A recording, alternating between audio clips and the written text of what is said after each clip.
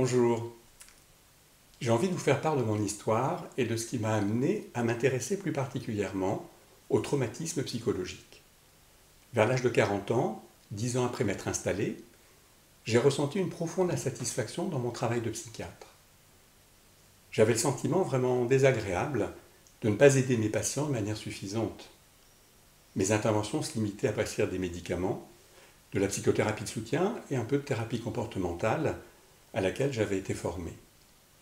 Pourtant, je ne manquais pas de patients et j'aurais pu continuer comme ça encore longtemps. Pour sortir de ce malaise et redonner du sens à mon travail, j'ai alors pris une décision qui a engagé ma vie professionnelle et personnelle d'une manière très forte. Pendant plusieurs années, j'ai participé à des formations en hypnothérapie, puis à la thérapie EMDR. Ma formation à l'hypnose m'a naturellement amené à changer ma manière d'être avec mes patients. J'ai quitté mon fauteuil derrière mon bureau protecteur pour venir m'asseoir face à eux. Mon écoute a changé et j'ai découvert combien mes patients étaient traumatisés par divers événements, en particulier par des agressions sexuelles subies dans l'enfance et par des deuils. Je dois reconnaître que ma formation universitaire dans le domaine des traumatismes psychologiques était quasi inexistante.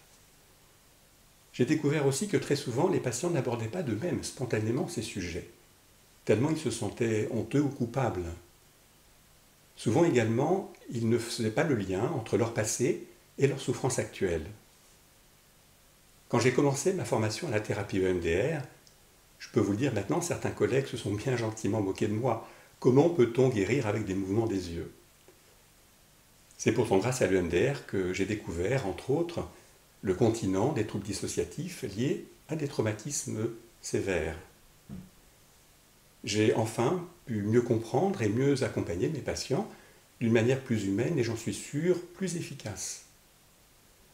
C'est à ce moment-là qu'on m'a offert la possibilité d'écrire un livre sur les abus sexuels et plus tard un autre sur le deuil.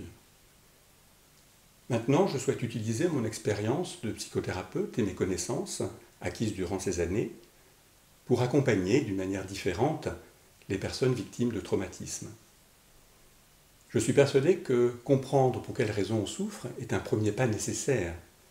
On pourrait appeler ça de la psychoéducation. Mais ce n'est pas suffisant. Je souhaite pouvoir apporter aussi certains outils pour aider les personnes qui souffrent de traumatisme psychique à s'engager dans le chemin du mieux-être et de la guérison. J'espère que vous trouverez sur ce blog des informations qui vous aideront à progresser. À bientôt pour d'autres vidéos.